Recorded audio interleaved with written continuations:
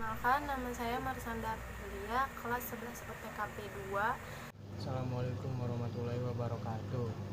Perkenalkan, nama saya Irfan Duansa dari kelas 11 OTKP 2. Assalamualaikum warahmatullahi wabarakatuh. Saya Mela Melista, saya dari kelas 11 OTKP 2. Perkenalkan, nama saya Nisa Sofiani, kelas 11 OTKP 2. Di sini saya akan menjelaskan manfaat yang saya dapat dari pelajaran PKWU.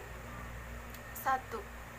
Memanfaatkan dan mengembangkan potensi setiap orang secara maksimal. Maksudnya adalah, pada dasarnya Indonesia memiliki banyak generasi yang memiliki potensi luar biasa dalam berbagai bidang. Hanya saja karena kurangnya pengetahuan tersebut terpendam dan tidak terasal dengan baik.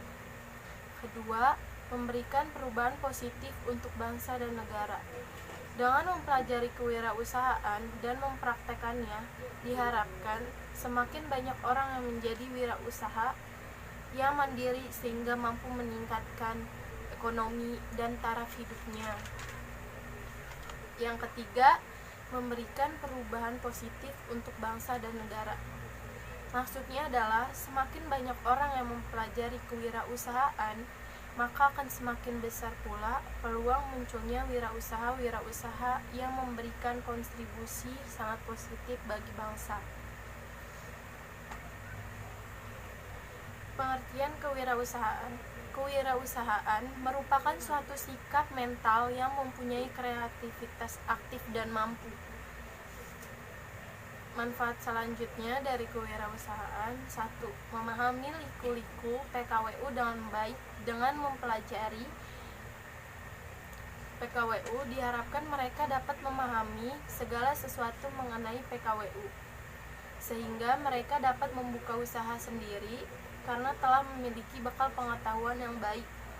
2. Meningkatkan ketertarikan PKWU. Pahami dengan baik tentang PKWU, diharapkan mengetahui keuntungan dan manfaatnya. Ketiga, memberikan perubahan positif untuk bangsa dan negara. Semakin banyak wirausaha, maka makin banyak peluang yang dapat memberikan kontribusi dalam perekonomian. Keempat, meningkatkan motivasi. Untuk menjadi wirausaha sangat diperlukan motivasi agar banyaknya orang yang terinovasi untuk memulai wirausaha.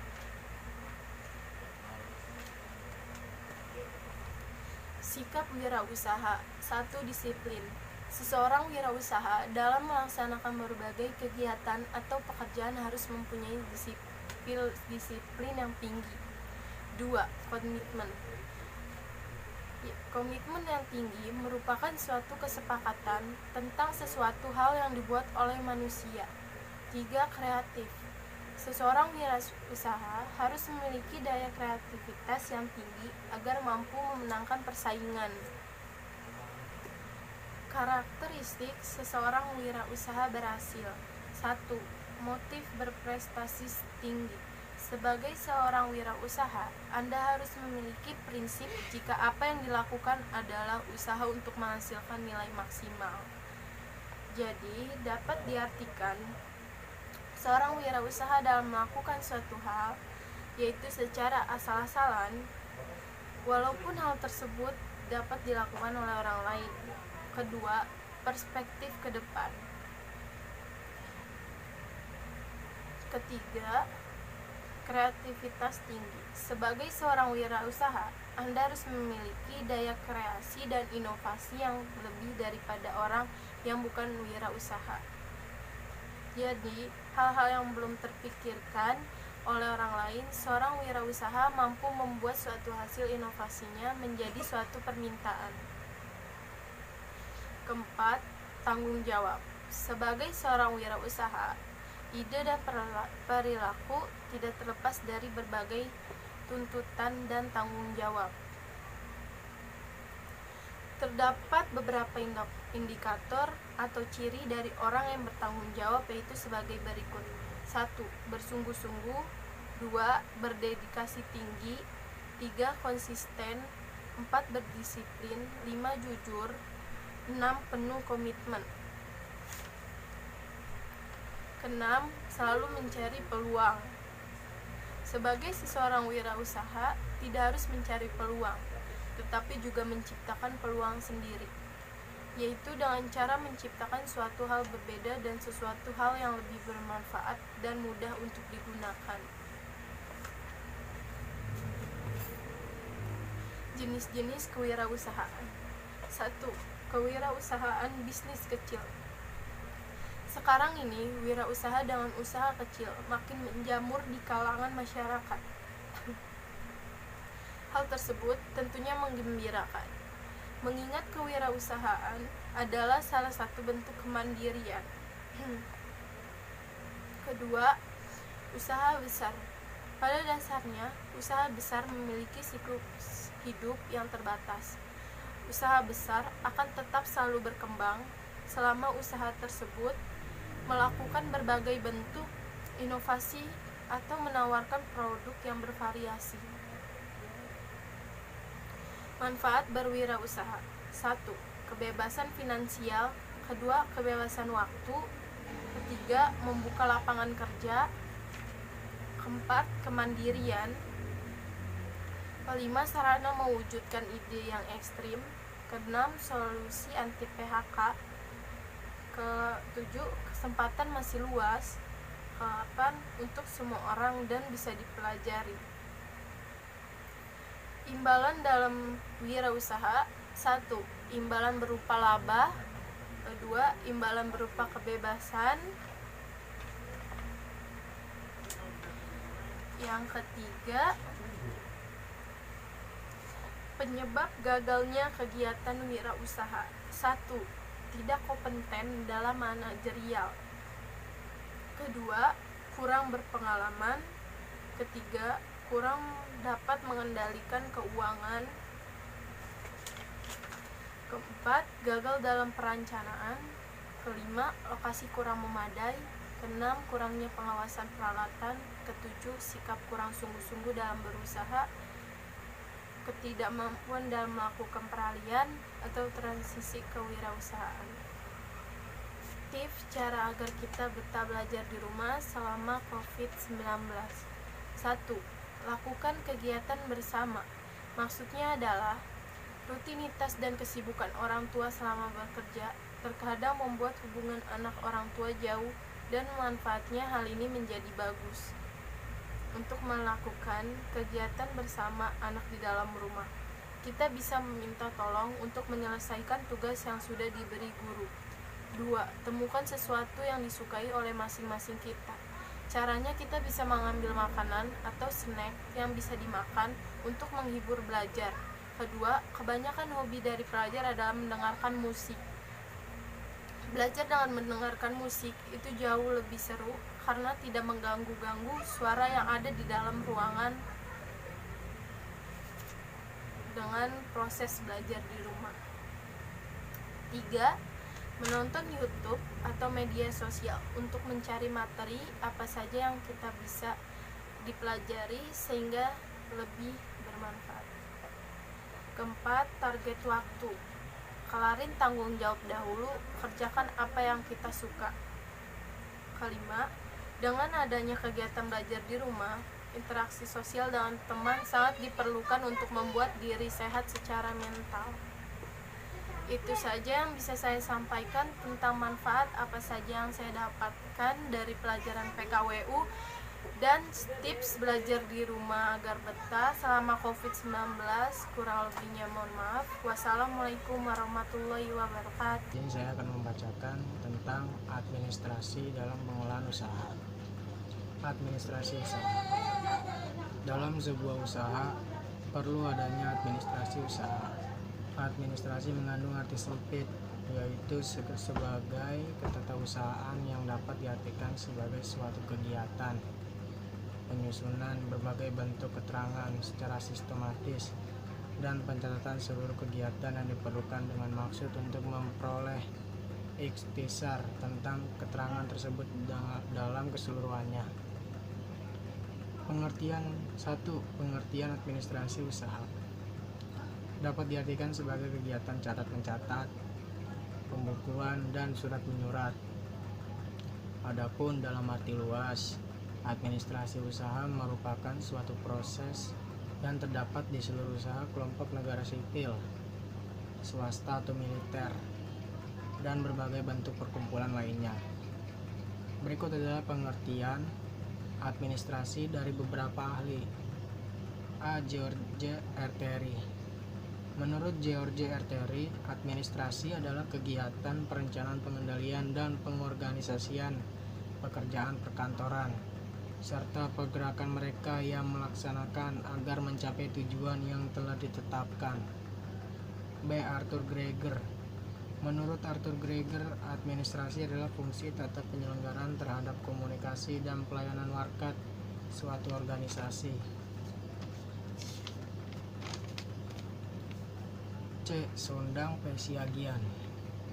Menurut pendapat Sondang Pesiagian, arti administrasi adalah segala bentuk dari proses kerjasama antara dua individu atau lebih atas dasar rasionalitas terpilih untuk mencapai tujuan yang ditentukan sebelumnya. D. Ulbert. Menurut Ulbert, dalam artian luas, arti administrasi adalah penyusunan dan pencatatan data informasi secara sistematis, baik internal maupun eksternal, sebagai upaya untuk menyediakan keterangan serta memudahkan untuk mendapatkannya kembali, baik sebagian ataupun seluruhnya. Adapun definisi administrasi dalam arti sempit dikenal dengan istilah tata usaha. 2. Ciri-ciri administrasi. Berikut adalah ciri-ciri administrasi. A. Terdapat sekelompok orang. B. Terdapat bentuk kerjasama sekelompok orang. C. Terdapat tujuan yang akan dicapai. D. Terdapat proses kegiatan usaha. E. Terdapat aspek kepemimpinan, bimbingan, dan pengawasan. 3. Fungsi administrasi. Fungsi dalam usaha administrasi yaitu sebagai berikut. A. Melengkapi dan menyediakan serta mengelola berbagai buku administrasi perusahaan dengan baik dan teratur. B. Mencatat berbagai alat perlengkapan dari perusahaan dan berbagai kegiatan usaha ke dalam buku administrasi. C. Mengerjakan berbagai buku administrasi dari perusahaan sesuai dengan bentuk peraturan dan ketentuan yang berlaku. D. Memelihara berbagai buku administrasi perusahaan dengan baik dan benar. 4. Maksud dan tujuan administrasi usaha. Maksud dan tujuan adanya administrasi usaha yaitu agar seorang wirausaha sebagai pemilik usaha atau perusahaan mampu melaksanakan kegiatan sebagai berikut. A. Memonitor berbagai kegiatan dan mengendalikan usaha. B. Mengamankan jalannya pelaksanaan kegiatan dari usaha yang dijalankan. C. Melakukan evaluasi kegiatan usaha. D. Menyusun berbagai program pengembangan usaha. E. Menunjukkan adanya bukti kegiatan dari usaha yang dijalankan. F. Mengambil keputusan dalam hal untuk pengembangan dan pengendalian dari usaha yang dijalankan. 5. Pengaturan dan pelaksanaan administrasi usaha. Terdapat beberapa pengaturan dan pelaksanaan usaha mencakup peraturan, catatan, dan dokumen, yaitu sebagai berikut. A. Pengaturan catatan dan dokumen para konsumen, pelanggan, atau pembeli. B. Pengaturan catatan dan dokumen perusahaan. C. Pengaturan catatan dan dokumen inventaris barang, dagangan, dan sebagainya. D. Pengaturan catatan dan dokumen personalis perusahaan. E. Pengaturan catatan dan dokumen transaksi usaha. F. Pengaturan catatan dan dokumen pemasaran dan penjualan produk. 6. Ruang lingkup administrasi. Ruang lingkup tugas dari administrasi di perusahaan adalah pelayanan di sekitar keterangan yang berwujud. Berikut adalah ruang lingkup administrasi usaha. A. Menghimpun. Menghimpun adalah suatu bentuk kegiatan untuk mencari dan mengusahakan tersedianya berbagai bentuk keterangan yang tadinya belum ada atau berserakan sehingga siap untuk digunakan atau diperlukan. B. B. Mencatat. Mencatat adalah suatu kegiatan membubuhkan berbagai alat tulis suatu keterangan-keterangan yang diperlukan sehingga tulisan dapat dibaca, dikirim, maupun disimpan. C. Mengelola. Mengelola adalah bermacam kegiatan mengerjakan keterangan dengan maksud untuk menyajikan dalam bentuk yang berguna. D. Mengirim. Mengirim adalah suatu kegiatan menyimpan dengan berbagai cara dan alat dari suatu pihak ke pihak yang lain. E. Menyimpan. Menyimpan adalah kegiatan meletakkan atau menaruh dengan berbagai cara di tempat tertentu yang aman. Manfaat pembelajaran PKWU yaitu 1. Kemampuan merumuskan tujuan hidup atau tujuan usaha yang diperlukan perenungan dan koreksi yang berulang-ulang. 2. Kemampuan untuk memotivasi diri. Hal ini dilakukan dalam rangka melahirkan semangat yang menyala-nyala. 3. Kemampuan berinisiatif atau kebiasaan berinisiatif. 4. Kemampuan berinovasi, yaitu kemampuan untuk berkarya dan berdaya cipta. 5. Kemampuan membentuk modal materi. 6. Kebiasaan mengatur waktu atau disiplin waktu. 7. Kemampuan mental yang dilandasi dengan agama. 8. Kebiasaan diri dalam mengambil hikmah. Dan saya juga akan membacakan tips belajar di rumah dalam keadaan COVID-19. 1. Tetapkan manajemen waktu. 2. Persiapkan teknologi yang dibutuhkan. 3. Belajarlah dengan serius.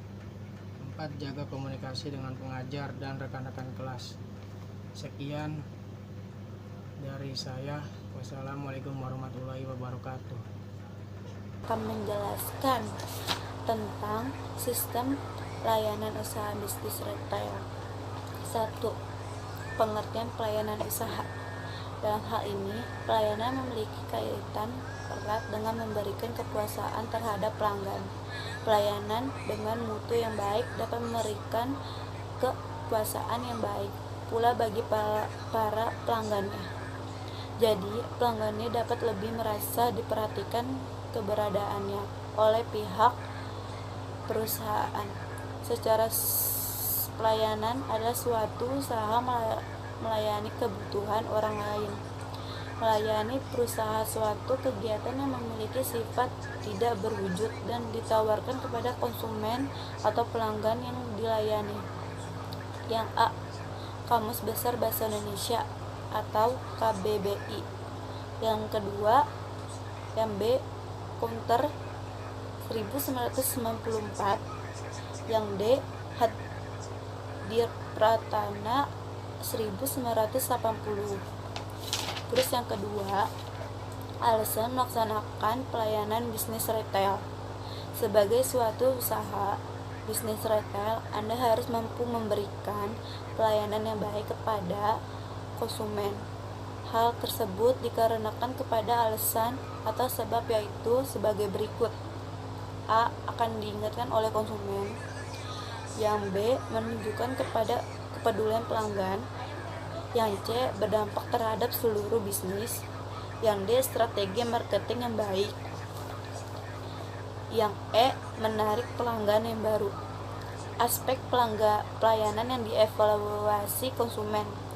Beberapa aspek yang dievaluasi oleh konsumen terhadap bisnis retail yang Anda jalankan. Jadi, sebagai pengasuh dalam bisnis retail, Anda harus mampu memberikan pelayanan terbaik kepada pelanggan. Berikut aspek-aspek yang dinilai oleh konsumen dan harus diperhatikan oleh perusahaan bisnis retail agar mampu memberikan pelayanan yang baik sehingga mampu mengembangkan bisnisnya. Yang A. Aspek takdiblas. Yang B. Pemahaman terhadap pelanggan. Yang C. Berikut yang pelayanan yang sopan. Yang D. keamanan. Yang akses. Terus saya akan menjelaskan lagi tentang proses pelayanan usaha pada bisnis retail. 1. Strategi pelayanan pelanggan. Strategi pelayanan pelanggan adalah 2 pendekatan retail yang dapat digunakan dengan tujuan untuk mengembangkan suatu pelayanan pelangganan yang dapat menggunakan bagi retail. Yang A. Pendekatan kustomisasi. Yang B. Pendekatan standarisasi. Yang kedua, metode untuk memahami harapan pelanggan. Berikut metode dapat memahami harapan pelanggan. Yang A. Studi menyeluruhi. Yang B. Menerka kepuasan dengan strategi individu. Yang C. Patil pelangganan dan wawancara. Terus yang ketiga, menentukan pelayanan baku. Menentukan pelayanan baku. Gunanya menentukan pelayanan baku, usaha retail harus memahami beberapa hal, yaitu memiliki konsumen tinggi untuk menyediakan kualitas layannya yang tinggi. Yang B. Mengembangkan solusi informasi untuk menyelesaikan permasalahan pelanggannya. Yang C. Menetapkan kelompok layan yang dapat ditawarkan kepada pelanggan. Terus yang keempat, cara memberikan pelayanan dalam bisnis retail. Berikut cara memberikan pelayanan yang baik pada konsumen dalam bisnis retail. A. Memberikan penghargaan personal pada pelanggan setia. Yang B. Memberikan tip dari trik mengotasi produk. Yang D. Produk favorit pelanggan hadis, cara menggantikan cara mereka tidak kecewa. Yang D. Kerjaan kasir yang berasal dari daerah bisnis Anda. Yang ke bantu konsumen memiliki produk yang tepat. Sekian dari saya. Wassalamualaikum warahmatullahi wabarakatuh. Assalamualaikum warahmatullahi wabarakatuh. Saya akan membawa tips mencegah corona COVID-19 itu kayak gimana. Yang pertama, menjelaskan situasi. Yang kedua, konsultasi dengan guru. Yang ketiga, buat jadwal teratur. Yang keempat, belajar dan bekerja sama. Yang kelima, bantu anak kerja. Yang keenam, manfaat media pembelajaran dari online. Yang ketujuh, suasana yang nyaman. Yang delapan, sering dengan aktivitas yang menyenangkan. Cukup dari saya. Wassalamualaikum warahmatullahi wabarakatuh. Saya ingin menjelaskan pelajaran PKWU, manfaat apa saja yang saya dapat. 1. Untuk memberi peluang dan kebebasan untuk mengendalikan nasib sendiri. 2. Untuk memberi peluang melakukan perubahan. 3. Memberi peluang untuk mencapai potensi diri sepenuhnya. 4. Memiliki peluang untuk meraih keuntungan seoptimal mungkin. 5. Memiliki peluang untuk berperan aktif dalam masyarakat dan mendapatkan pengakuan atas usahanya.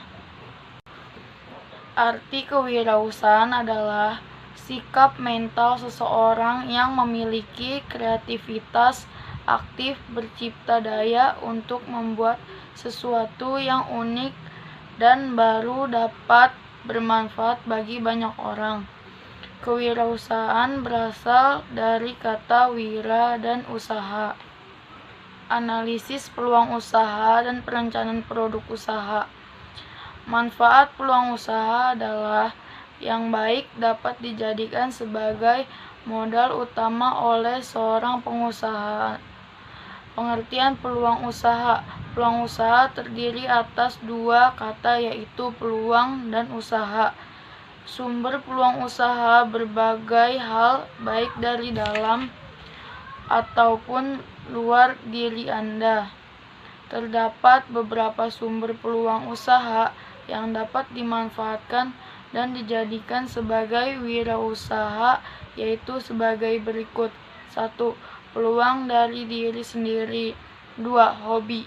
3. Keahlian. 4. Peluang dari lingkungan. 5. Peluang usaha dari perubahan yang terjadi. 6. Peluang dari konsumen. Unsur-unsur dalam peluang usaha. 1. Pengamatan pasar. 2. Membuat inovasi baru. 3. Sesuai keahlian. 4. Menyesuaikan dengan kebutuhan sekitar. 5. Memanfaatkan koneksi atau relasi. Jenis-jenis risiko usaha. Risiko produksi, misalnya di bidang industri clothing atau fashion yang memproduksi baju. Risiko pemasaran, memiliki kaitan erat dengan proses marketing dan pemasaran produk. Risiko finansial, memiliki usaha dan bisnis, berarti Anda sudah siap dengan ketidakpastian income atau pendapatan usaha. Risiko lingkungan, memiliki jenis usaha perusahaan yang bergerak di bidang makanan. Risiko teknologi. Risiko teknologi yang sering digunakan dan usaha yang dijalankan. Manajemen risiko usaha. Untuk mengatasi risiko usaha, perlu adanya sebuah strategi yang tertata dengan baik. Ilmu risiko manajemen risiko usaha. Risiko usaha harus Anda baca sebagai kalangan para entrepreneur.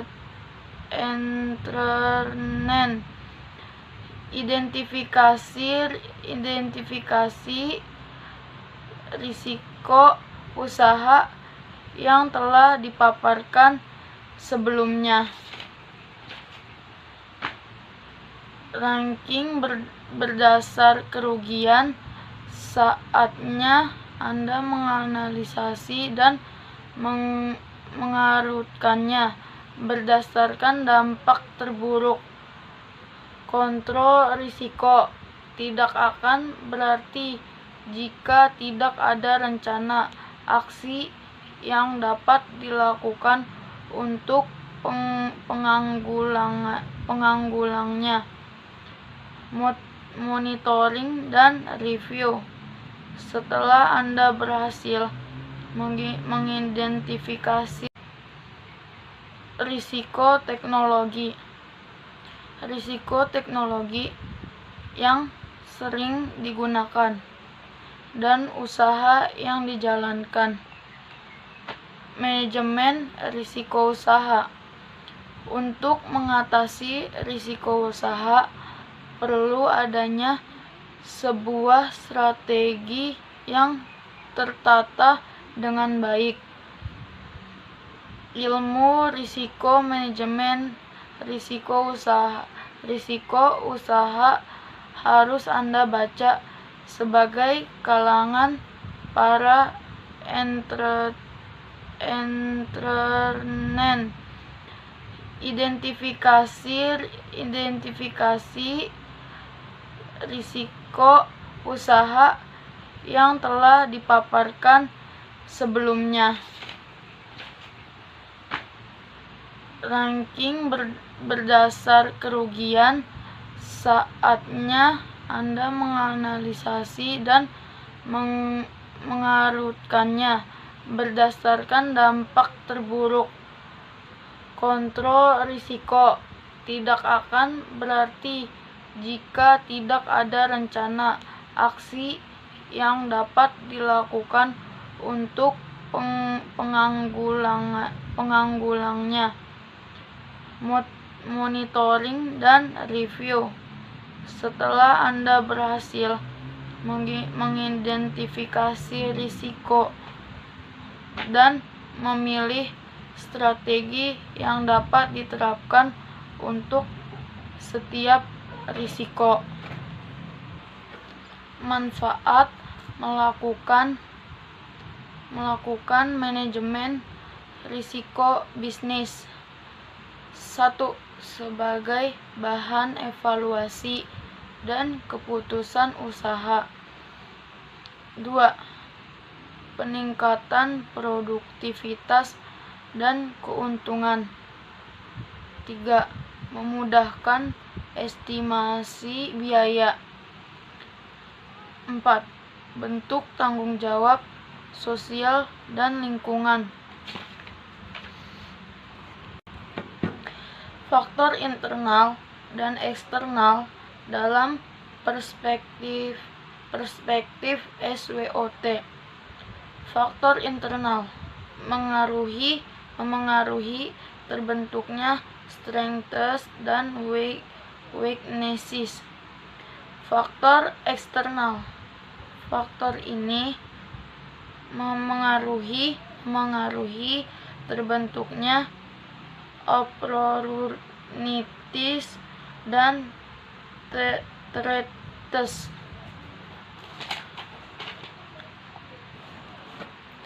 Masalah dan solusi dalam menganalisis peluang usaha. Masalah dalam mencari peluang usaha. Solusi memecahkan masalah peluang usaha. Contoh penerapan analisis SWOT. 1. Usaha rumahan. 2. Usaha batik.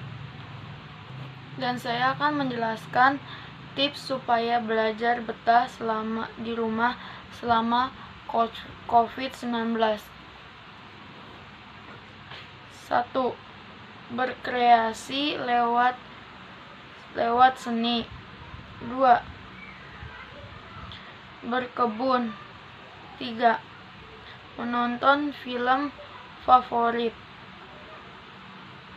4. Berolahraga sambil berjemur. 6. Memasak. 7. Membersihkan rumah. 8. Membaca buku. Sekian dari saya, kurang lebihnya mohon maaf. Assalamualaikum warahmatullahi wabarakatuh.